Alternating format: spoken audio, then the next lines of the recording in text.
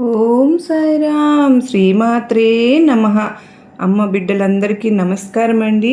అందరూ ఎలా ఉన్నారు?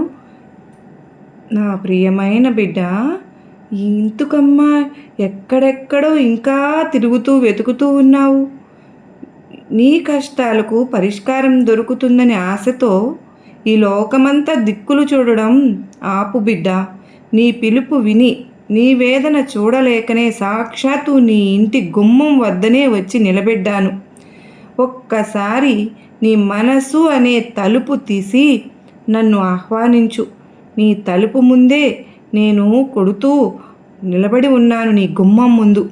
మొదటగా నీకు ఈరోజు సాదర స్వాగతం చెబుతూ, ఈరోజు బిడ్డ నీ చింతలు నీ భయాలు అన్నీ ఒక్క క్షణం పక్కన పెట్టేసి నేను చెప్పేది నువ్వు విను.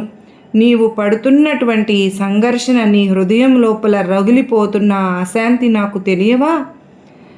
నీవు ఏకాంతంలో బాధపడుతున్న ప్రతి కన్నీటి చుక్క నా హృదయాన్ని తాకిందమ్మా. నీ భారమంతా నాపై వేశావుగా. నీ జీవితంలో ఇప్పుడు ఎదురవుతున్నటువంటి ఈ అడ్డంకులు, ఈ పరీక్షలు అన్నీ నీ మంచికే అని గుర్తుపెట్టుకో. దుర్గమ్మ ఏదైనా చెప్పినా చేసినా అది నీ మంచికే కదా. ఈరోజు నా మాటలు నీకు ధైర్యాన్ని, నీ జీవితానికి కొత్త దారిని చూపిస్తాయి. శ్రద్ధగా ఆలకించు తల్లి. నా వంక చూడు. నీ కళ్ళల్లో కనిపిస్తున్నటువంటి ఆ ఆవేదన, నీ గుండెల్లో రగులుతున్న అటువంటి ఆ అశాంతి నీకు ఈరోజు తొలగించబోతూ ఉన్నాను. నీ ఇంటి గడప దాటి లోపలికి వస్తూ ఉన్నాను. నీ కన్నీళ్లు ఆపు బిడ్డ. నువ్వు నా వంక చూడు. నీ గుండెల్లో రగులుతున్నటువంటి ఆ బాధను నీవు రాత్రిపూట ఒంటరిగా విలపిస్తూ, నాకు ఎవరూ లేరు, నా కష్టాలు ఎవరికి చెప్పుకోవాలి అని అనుకున్న ప్రతి క్షణం నేను నీ పక్కనే ఉన్నాను. నీ కన్నీళ్లు తుడుస్తున్నాను. నీవు పీల్చే ఆ శ్వాసలో, నీవు నడిచే ప్రతి అడుగులో, నీవు పడే ప్రతి నిట్టూర్పులో నా ఉనికి ఉందని మరువకు. నేను కేవలం గుడిలో ఉండే విగ్రహాన్నే కాదమ్మా, నీ గుండె చప్పుల్లో కొలువై ఉన్న ప్రాణాన్ని కూడా. నీవు ఈ ప్రపంచంలో ఏ మూల ఉన్నా, ఏ ఆపదలో ఉన్నా నీ ఆర్తనాదం నాకు వినిపిస్తుంది. నీవు పడే ప్రతి కన్నీటి చుక్క నా హృదయాన్ని తాకుతోంది. నీ కష్టం నా కష్టంగా భావిస్తాను. అందుకే ఇప్పుడు నీ ముందుకు వచ్చాను. నీ సమస్యలన్నింటినీ నా పాదాల చెంత వదిలేసి ప్రశాంతంగా నా మాటలు ఆలకించు. నీవు నా బిడ్డవు. నిన్ను అనాథగా వదిలివేయడం నాకు సాధ్యమా? నాపై భారం వేసి నిశ్చింతగా ఉండు. నీ జీవితాన్ని నేను నడిపిస్తాను. లోకంలో మనుషులు నిన్ను విమర్శించవచ్చునేమో, నీ ఆత్మీయులే నిన్ను అర్థం చేసుకోక నిన్ను ఒంటరిని చేయవచ్చునేమో, నీవు నమ్మిన వారే నిన్ను వెన్నుపోటు పొడవచ్చు. కానీ గుర్తుపెట్టుకో తల్లి, ఈ ప్రపంచమంతా ఒక మాయాజాలం. ఇక్కడ ఏదీ శాశ్వతం కాదు. బంధాలు, అనుబంధాలు అన్నీ తాత్కాలికమే. నీవు నమ్మిన వారు నిన్ను మోసం చేసినప్పుడు, నీవు ప్రేమించిన వారు నిన్ను కాదు అన్నప్పుడు నీకు కలిగే ఆ నిరాశ, ఆ వేదనే నిన్ను నా వైపు మళ్ళిస్తుంది. ఆ బాధ కూడా నీ మంచికే అని తెలుసుకో. ఎందుకంటే ఆ కష్టాలు నిన్ను అసలైన సత్యం వైపు, నా వైపు నడిపిస్తాయి. నీవు అందరినీ నమ్మావు, అందరి కోసం కష్టపడ్డావు. కానీ ఒక్కసారి నన్ను నమ్మి చూడు.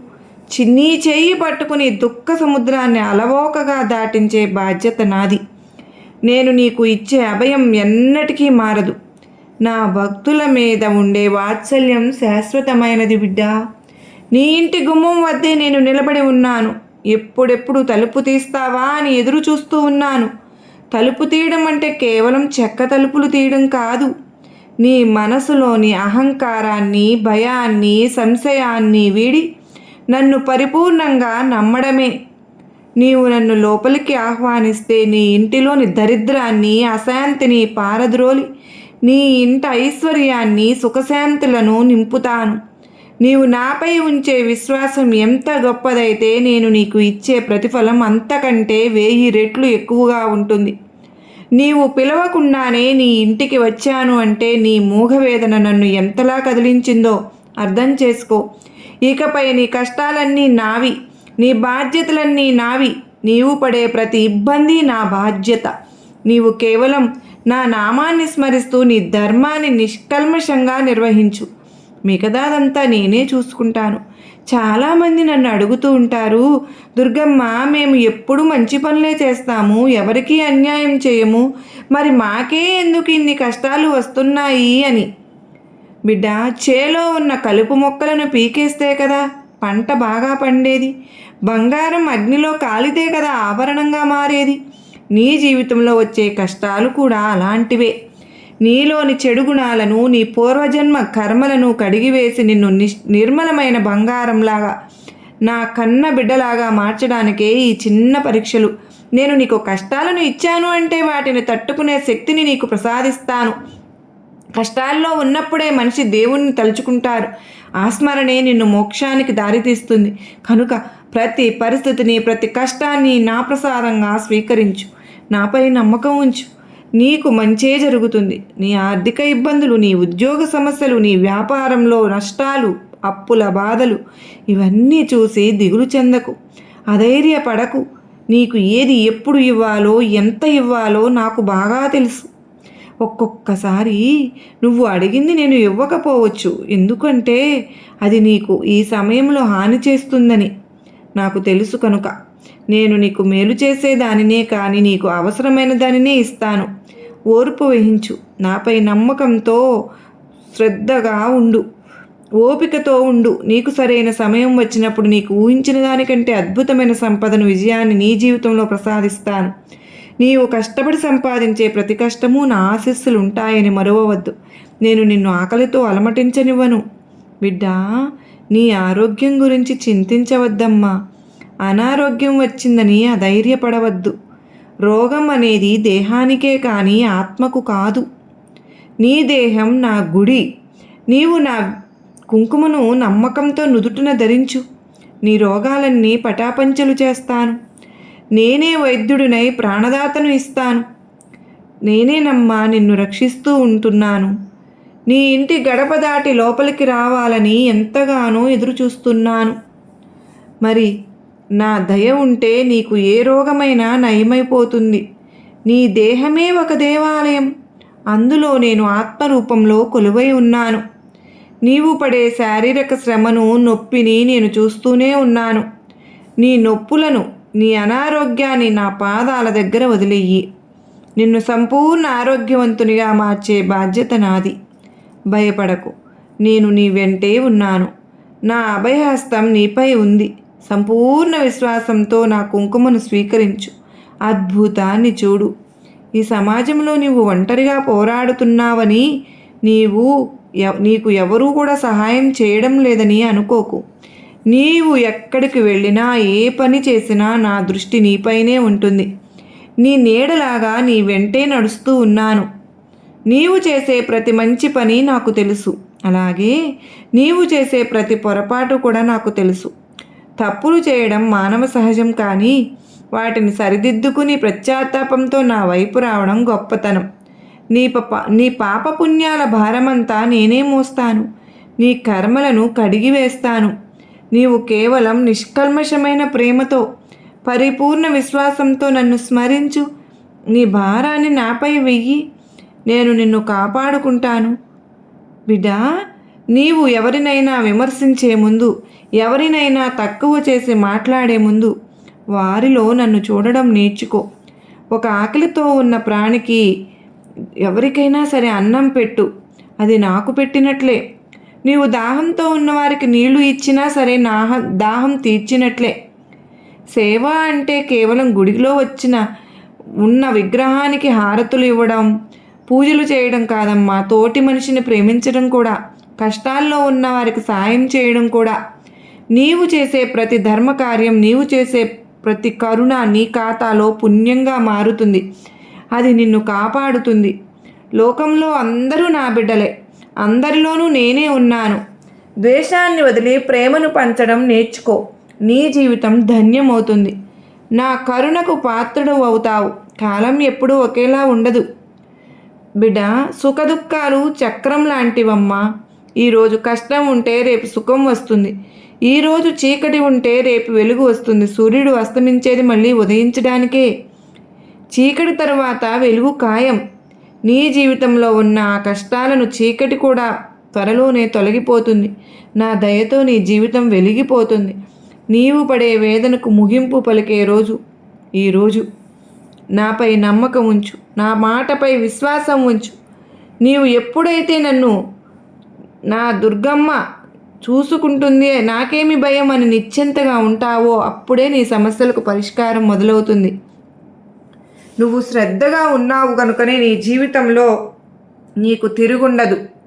నీ ప్రతి సమస్యకు నా దగ్గర పరిష్కారం ఉంది.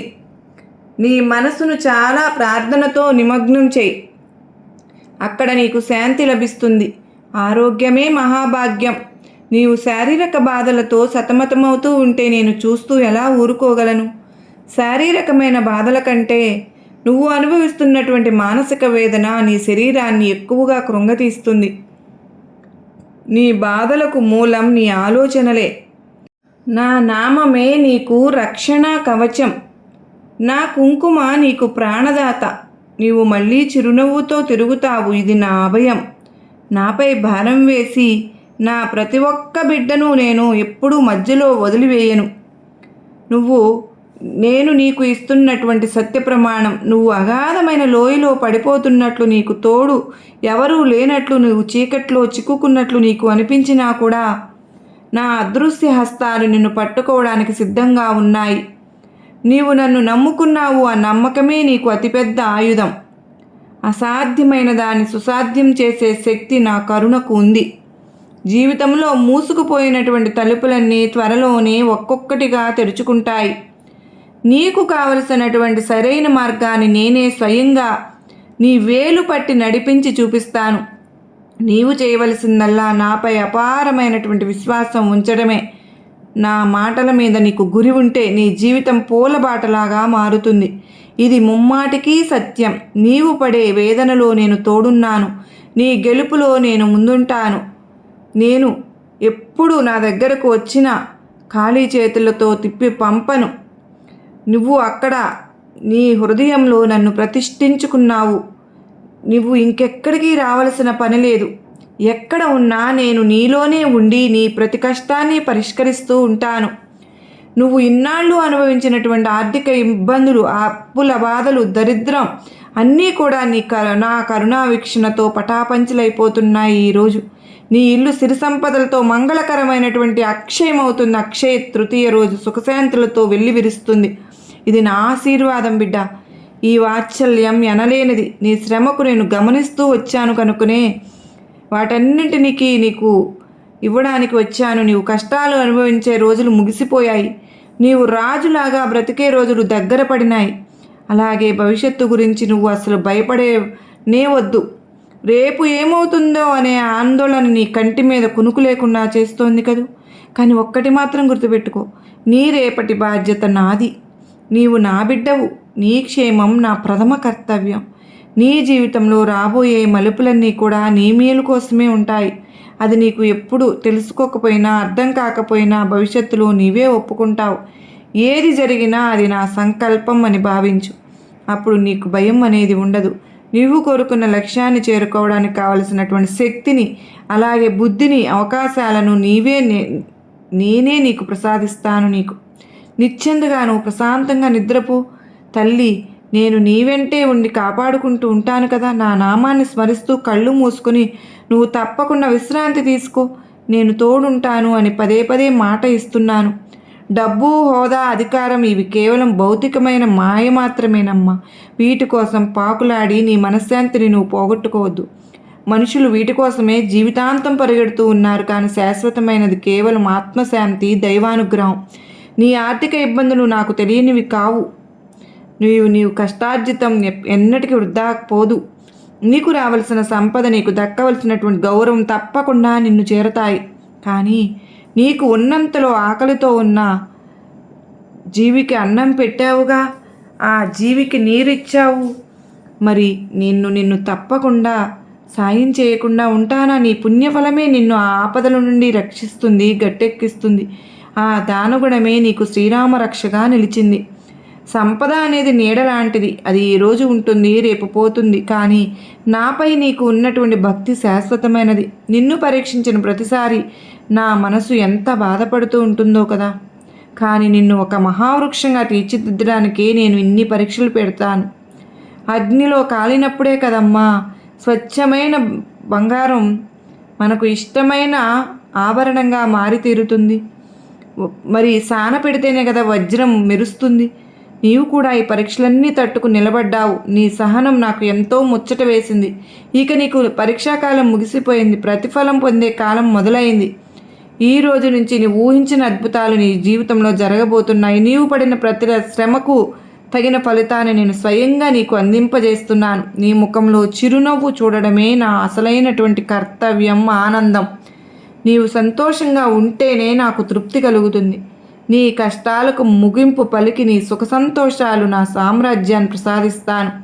నీ గెలుపుకు సాక్ష్యం నేను ఉంటాను. నువ్వు రాత్రిపూట ఒంటరిగా నాతో మాట్లాడుతూ ఉంటావు కదా. ఆ మూగ ఆవేదనలు, ఆ ఆక్రందలు అన్నీ నేను వింటూనే ఉన్నాను. నీ కన్నీరు చూస్తున్నాను, నీ బాధను వింటున్నాను. నువ్వు ఏడ్చే ప్రతి కన్నింటినీ ఒక విలువైనదమ్మా. నీవు తప్పకుండా చూపించాలని నిన్నెప్పుడు కూడా కాపాడుకుంటూ వస్తున్నాను. అయినా సరే నువ్వు నన్ను అసలు గుర్తించడం లేదు. ఇంకెవ్వరూ లేదు, అమ్మ లేదు, నాకు దుర్గమ్మ నాతో అని అపనమ్మకం ఏర్పరచుకుని నీకు నువ్వే నిందించుకుంటూ నాకు దూరం అయిపోతూ ఉన్నావు. బిడ్డ, నువ్వు అలా ఎప్పటికీ కృంగిపోవద్దు. నీకు జీవితంలో ఎన్నో రకాలైనటువంటి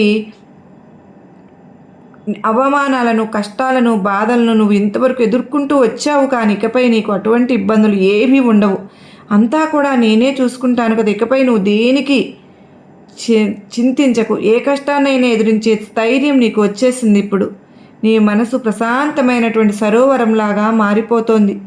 నా నామమే నీకు తోడుగా ఉంటుంది. నీవు ఒంటరివి కాదమ్మా. నీ గుండె చప్పుడులో నా నామం ఎప్పుడూ వినిపిస్తూనే ఉంటుంది. గమనించుకో. దైవ బలం ముందు ఏ శక్తి నిలబడలేదు.